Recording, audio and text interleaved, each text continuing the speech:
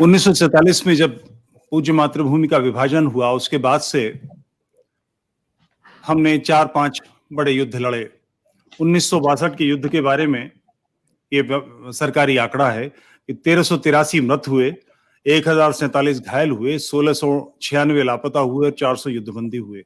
1965 के युद्ध में 2862 मृत हुए, 8617 घायल हुए। 1971 के युद्ध में 3900 जवान बलिदान हुए, 10,000 घायल हुए। कारगिल के युद्ध में 500 सैनिक मारे गए। इन सारे युद्धों में सैनिक लड़े, नागरिक इसकी चपेट में कहीं इधर उधर इक्का दुक्का आ गए हों, मगर इनका इससे कोई संबंध नहीं था। अब प्राचीन युद्धों की बात की जाए, 1301 में अलाउद्दीन ने रणथंभौर पर आक्रमण किया। राव हमीरदेव वीरगति को प्राप्त हुए, हजारों स्त्रियों ने जौहर किया। 1303 में अलाउद्दीन खिलजी ने चित्तौड़ पर आक्रमण किया, योद्धा वीरगति को प्राप्त हुए। शीतल देव जी की पत्नी के साथ 1600 स्त्रियों ने जौहर किया। 1534 में गुजरात के बादशाह ने चित्तौड़ पर आक्रमण किया। राजमाता कर्णवती 13,000 स्त्रियों, आचार्यों, ब्राह्मणों के साथ जौहर कर गईं। फिरोज शाह तुगलक ने रावल दूदा पर आक्रमण किया, त्रिलोकसी भाटी सरदार मारे गए, जौहर हुआ। अकबर ने चित्तौड़ पर आक्रमण किया, जयमल फत्ता बलिदान हुए। फत्ता सिसोदिया की पत्नी फूल कुंवर 700 रानियों के साथ बलिदान हुई। जैसलमेर में जौहर हुए, गागरोल में जौहर हुए। हमेशा युद्ध हिंदू राजा भी मुस्लिम राजा पर आक्रमण करते रहे हैं, कोई नई बात नहीं है, मगर स्त्रियां, बच्चे, नागरिक उसकी चपेट में कभी नहीं आते थे। भारत में ये पहली बार ऐसे आक्रमण हुए जिसमें चपेट में स्त्रियां आती थीं और उनकी इतनी दुर्गति होती थी कि जीवित जल जाना उन्होंने स्वीकार किया। इतिहास में पूरा पूरा चैप्टर वाइप आउट है। हमें कहीं साके के बारे में, जौहर के बारे में कोर्स में नहीं पढ़ाया जाता।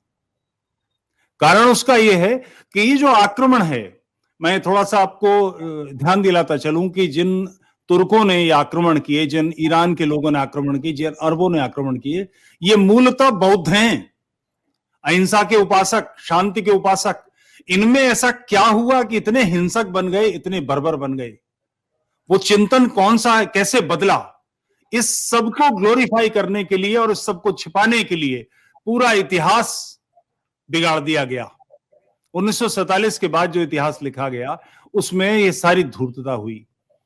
इस विषय पर बात करने के लिए मैं सबसे पहले पुष्पेंद्र कुलश्रेष्ठ जी को आमंत्रित करता हूं, कृपया हमारा मार्गदर्शन करें। तुफैल भाई, संजय भाई, नीरज भाई, आपका बहुत बहुत धन्यवाद, शुक्रिया कि आपने ऐसे महत्वपूर्ण विषय पर, जिसके बारे में देश में लोग चर्चा करने से थोड़ा सा कतराते हैं, ऐसे विषय पे आपने साफ साफ शब्दों में अपनी बात रखी है। मुझे लगता है कि आपने जो इसकी भूमिका दी तुफैल भाई, उसकी जड़ में एक बात है कि हिंदू कभी लड़ा नहीं, हिंदू की सेनाएं लड़ी, हिंदू राजा लड़े, लेकिन हिंदू आम जनता जो थी वो कभी भी किसी के प्रतिकार में बाहर नहीं आई। और उसकी एक, जो आपने 47 से इतिहास में ले गए आप, तो इतिहास से मैं 47 तक अगर आता हूं तो आज भी भारत का सनातनी हिंदू किसी समस्या से एक सामाजिक तौर पे नहीं लड़ना चाहता, एक सामूहिक तौर पे नहीं लड़ना चाहता। वो चाहता है कि उसकी लड़ाई पुलिस लड़े, उसकी लड़ाई सरकार लड़े, उसकी लड़ाई जुडिशरी लड़े। और यही वजह है कि सरकारें आई, सरकारों ने अपने नफे नुकसान के हिसाब से काम किया, लेकिन समाज कभी भी संगठित नहीं हो पाया, समाज कभी उन खतरों को समझ नहीं पाया, और समाज ने कभी उसकी एक चुनौती के रूप में प्रतिकार नहीं किया।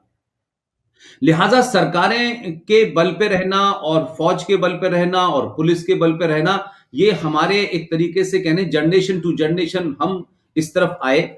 और इस दरमियान में एक जो दो बड़ी बातें हुई वो ये कि एक तो खास तौर से हमारे अपने समाज के लोगों ने, जितनी भी आप ये कह सकते हैं कि जो हमारे ऐसे पुरुष थे या ऐसे हमारे महान लोग थे जिनसे हमारे अंदर एक पुरुषार्थ की भावना जागती है, एक सम्मान की भावना जागती है, हमने उन्हें मिटा दिया।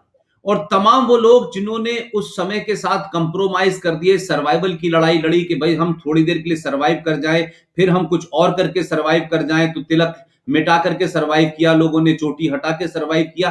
तो धीरे धीरे अब हमारी एक इस तरीके की नियति बन गई है कि हम खुद न खोना चाहते हैं और न जिंदा रहने के लिए मरना चाहते हैं। लिहाजा आज की परिस्थिति में हम देखें कि भारत के अंदर अगर आप देखें तो इस्लामिक राज जो है, मैं मानता हूं आज भी पूरे जोर और एलानिये के साथ चल रहा है। और हम भारत के वासी आज भी क्षणिक तौर पर किसी घटना पे प्रतिक्रिया देना या किसी के एक्शन पे रिएक्शन देना ही अपना हिंदुत्व या सनातनी समझते हैं। और हमें हमारे राजनीतिज्ञों ने ऐसे ऐसे नैरेटिव दिए। मैं बार बार एक बात कहता रहा हूं तुफैल भाई कि राज्य में और राष्ट्र में फर्क होता है, और हम राज्य की शक्तियों को ही अपनी और राष्ट्र की शक्तियां समझ लेते हैं। राष्ट्र को समाज चलाता है, राष्ट्र सरोकारों से चलता है, आस्थाओं से चलता है, आपके ट्रेडिशन से चलता है, वैल्यूज से चलता है। लेकिन राज्य जो है वो संविधान से चलता है, उसमें फौज होती है, पुलिस होती है, उसमें जुडिशरी होती है। तो हम इन तमाम जितने भी एपरेटस हैं राज्य के, उसको अपना समझ बैठते हैं और वो कभी आपका अपना नहीं होता। लिहाजा हम ये देखें कि आजादी से पहले की आप अगर कुछ घटनाओं को देखें आसपास की, खासतौर से 1920 से लेकर के अब तक की घटनाओं को देखें, तो आप देखें किस तरीके से टर्की के अंदर जो मामला उस वक्त थे, आप सोचें हमारे देश के नेताओं ने, राष्ट्रपिता ने, और दो जो फ्रॉड इस वक्त जिनके नाम से रामपुर में एक यूनिवर्सिटी बनी हुई है, किस तरीके से हमने उस जो है खिलाफत मूवमेंट को भारत में स्वीकार किया। और फिर भारत के मुसलमानों के सिलसिले में महात्मा गांधी ने कहा कि अगर हम भारत के मुसलमानों को इसमें शामिल करेंगे और इसको सपोर्ट करेंगे तो वो हमारी आजादी में बढ़ के हिस्सा लेंगे। तो 1920 में जो खिलाफत मूवमेंट का हशर हमने मोपला में देखा, वो हम सबको पता है। और 27 साल में मात्र ये देश जो है मजहब के नाम पे बटा। लेकिन आज भी वो कितने बड़े बड़े हिंदू संगठन हो, हिंदूवादी हो, आज भी हम बार बार एक ऐसे सच्चे नैरेटिव को नकारने के लिए कहते हैं हमें अंग्रेजों ने बांटा और हमें आपस में फूट डाली और हम बट गए। हम इतने भोले लोग थे कि अंग्रेजों ने फूट डाली और हम अलग अलग हुए और बट गए। आज भी हम नहीं कहते हैं कि भारत का विभाजन मजहब के नाम पे हुआ, और मजहब के नाम पे होने के बाद उसे आज तक हमने अपनी राजनीतिक स्वार्थों के लिए न पब्लिक में कहा, न हमारे इतिहास में पढ़ाया गया, न हमारे कभी इंटेलेक्चुअल डिस्कोर्स का हिस्सा रहा। लिहाजा हम सच बातों से हटते चले गए और झूठे नैरेटिव में फंसे। इसलिए आप देखें कि इस दरमियान 1400 साल से लेकर के आज तक हम ये सुनते चले आ रहे हैं, Islam is a religion of peace. अब वो पीस की स्पेलिंग उनकी कुछ और है और आपकी कुछ और है, आप कंफ्यूज हैं, वो क्लियर है। लिहाजा हम एक ऐसे मजहब के बारे में बात कर रहे हैं जिसकी उत्पत्ति में लेकर के और आज तक वायलेंस वायलेंस वायलेंस, लूट, हत्या, बलात्कार, और हम उसको आज भी कहते हैं कि सारे धर्म बराबर हैं।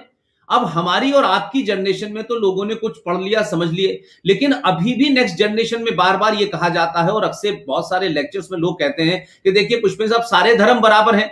तो मैं ये समझ नहीं पाता कि आखिर ये नैरेटिव निकलते कहां से हैं। सारे धर्म बराबर हैं, ये गंगा जमुना तहजीब, ये हम भाई भाई हैं। तो मैं बार बार सोचता हूं कि भाई मेरे, धर्म और मजहब में फर्क है। अब हमारे यहां सेकुलरिज्म का हमने ट्रांसलेशन धर्मनिरपेक्ष जब किया तो हमने ये साबित कर दिया कि हम दुनिया के सबसे बड़े मूर्ख लोग हैं। हमने अपनी बातों को गलत तरीके से रखा और दूसरे के नैरेटिव में हम खुद फंस गए।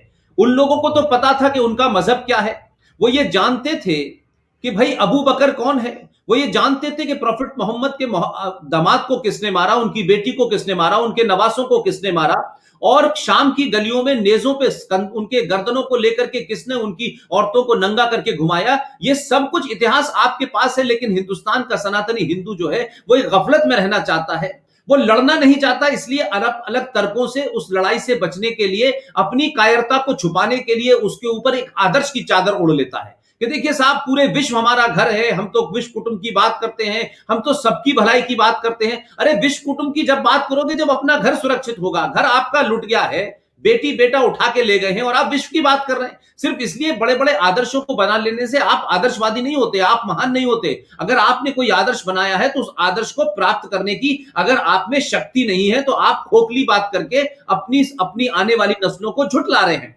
लिहाजा हम देखें, वो साफ, मैं आज भी पूरे ईमानदारी से कहता हूं तुफैल भाई, नीरज भाई, कि इस्लाम के मानने वालों में कोई गफलत, कोई कंफ्यूजन नहीं है।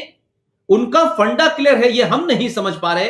वो सुबह सुबह उठते हैं, सनातन हिंदू में 2 चांटे मारते हैं और फिर कहते हैं कि हम तो भाई भाई हैं और हमारा मजहब नहीं सिखाता एक दूसरे से बैर करना, और फिर रात में आपको पीटते हैं, फिर सुबह कहते हैं। तो उन्होंने तो इस तरीके की मार्केटिंग की है इस्लाम की कि कोका कोला कंपनी भी नहीं कर पाई आज तक इतनी, जिस तरीके से नैरेटिव क्रिएट किए, और उस नैरेटिव में आज भी हम फंसे हुए हैं। तो आप देखिए कि कुरान आसमानी किताब है, ये सारे मुसलमान मानते हैं। आप सब जानते हैं कि कुरान शरीफ में सूरा नंबर 9 आयत नंबर 5 123 23 37 111 58 29 14 28 ये क्या कहती है? साफ साफ लिखा है, हम पढ़ना नहीं चाहते। तो सनातनी ना तो गीता पढ़ता है, ना रामायण पढ़ता है, ना शास्त्र पढ़ता है, ना उपनिषद पढ़ता है, ना कुरान पढ़ता है, और जो भी कोई कुछ बता देता है उसके हिसाब से वो चलने लगता है। तो आज की हम स्थिति में देखें कि आप सोचें कि हमारे यहां, आप सोचिए कि अल बगदादी, आज जो अल बगदादी कर रहा है वो असली इस्लाम है, जो अबू बकर से शुरू हुआ था और अल बगदादी तक आया, जो हजरत आयशा जिन्हें कहा जाता है, जो मोहम्मद साहब की तीसरी बीवी थी, आयशा से लेकर के आसिया अंद्राबी तक सेम सिस्टम चला रहा है। आप देखिए, मोहम्मद बिन कासिम से लेके और कासिम रिजवी तक कोई कंफ्यूजन नहीं है। कंफ्यूजन हमारे अंदर है, हमारे पूर्वजों ने, हमारे लीडर ने, हमारे धर्माचार्यों ने, हमारे संगठनों ने आज भी हमें मूर्ख बनाए रखने की कोशिश की है। लिहाजा मैं नहीं समझता कि अगर ईमानदारी से इस देश में कोशिश होती कि हिंदू समाज को, किसी के खिलाफ नहीं, लेकिन हिंदू समाज क्या है, हम कौन है, कहां से आए हैं, क्या हमारी बैकग्राउंड है, क्या हमारी संस्कृति है, क्या हमारे आदर्श हैं, इस पे जब भी चर्चा होती तो मैं नहीं समझता था कि आज हम जिस मोड़ पे खड़े हुए हैं कि दुनिया का एक ऐसा ऐसा ऐसा धर्म जिसने ज्ञान विज्ञान बांटा हो, दुनिया को रास्ता दिखाया हो, आज वो खुद इतने अंधकार में रह रहा है कि बौने और बौनों के बौने और गुलामों के गुलाम आप पे राज कर रहे हैं और खुलेआम कर रहे हैं। और आप सिर्फ उनसे समय बाय करते हैं कि देखिए साहब, कश्मीर में किसी तरीके से सरकार बन जाए तो सरकार बन जाए तो हम उसको किसी तरीके से खुश कर ले, और वहां मुसलमान खुश हो जाएंगे तो फिर वो हमारे साथ रहेंगे, वो पाकिस्तान के साथ नहीं रहेंगे। लेकिन उनका एजेंडा इतना क्लियर है कि अगर उनका कुछ दिन के लिए एक आदमी गृह मंत्री बना, उसने बिना कुछ सोचे समझे 2 दिसंबर 1989 को शपथ ली और 19 जनवरी 1990 को उसकी देखरेख में तमाम लोगों ने मिलकर 5.5 लाख कश्मीरी हिंदू पंडितों को उनकी पूजा पद्धति और उपासना के कारण मार के निकाल दिया और 2,500 लोगों को मारा। लेकिन पूरे देश का मुसलमान ये कहता है नहीं नहीं, ये झूठ है, ये गलत है, वो तो जगमोहन ने किया था। तो उनका नैरेटिव 1400 साल से यही है, उसमें कुछ नहीं बदला है। और हम कैसी कैसे हमने चीजें पाली। एक हमारे यहां बड़ी बड़ी बड़ी तुफैल भाई बड़ी शान समझते हैं, खासतौर से हिंदू लीडर। भाई देखिए, मोहम्मद इकबाल ने कहा था इमामे हिंद है राम। अब किसी से ये पूछो कि इमामे हिंद है राम, ये मोहम्मद इकबाल ने कहा था, जिसके पूर्वज सपरू थे। भाई अगर इसका मतलब निकालें तो आप भी जानते हैं तुफैल भाई कि इमाम किसका होता है, मस्जिद का होता है ना। तो हिंदुस्तान एक मस्जिद है और राम उसके इमाम है। तो जो राम पूरी दुनिया में सूर्यवंशी थे, उनको सुकड़ करके राम का एक मस्जिद का इमाम बना दिया, और हम इस बात को बड़े उससे कहते हैं कि इमाम हिंद थे राम। फिर दूसरा आया मोहम्मद इकबाल ने कहा कि दोनों एक ही लाइन में खड़े हो गए, महमूद और अयाज एक ही लाइन में खड़े हो गए, एक ही सफ में खड़े हो गए। अरे महमूद गजनबी ने तो जिंदगी में कभी नमाज नहीं पढ़ी, 17 बार वो भारत पे इस्लाम के नाम पे हमला करने आया, लेकिन एक बार भी हज करने नहीं गया। तो वो कौन सा मुसलमान था? तो तमाम वो लोग जो आज भी पुराने इतिहास से और 47 के बाद से, और आज भी हम ये देख रहे हैं कि आज भी हम उसी कंफ्यूजन में हैं। आज भी हम जब बात कहते हैं तो हमारे हिंदू समाज के बच्चे ही बहुत सारे सवाल हमारे ऊपर उठाते हैं। कोई कहता है कि कुरान में भी अगर वायलेंस है तो गीता में भी है। तो मैंने कहा गीता का कुरान से कोई कंपैरिजन नहीं है। गीता किसी हिंदू धर्म की किताब नहीं है, और धर्म और मजहब के बारे में लोगों को नहीं पता। तो इस तरीके के बहुत सारे कंफ्यूजन है।